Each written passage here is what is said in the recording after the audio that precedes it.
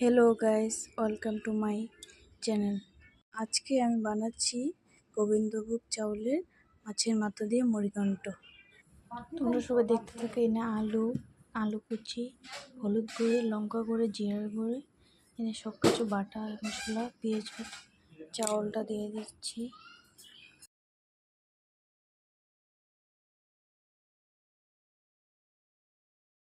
তারপর ভালো করে ভাজা হয়ে পড়লে মাছের মাথাটা দিয়ে দেব। মাছের মাথাটা দিয়ে ভালো করে ভেঙে তারপর অল্প সামান্য পরিমাণে জল দিয়ে দিব। জলটা দিয়ে ঢাকা দিয়ে দিব।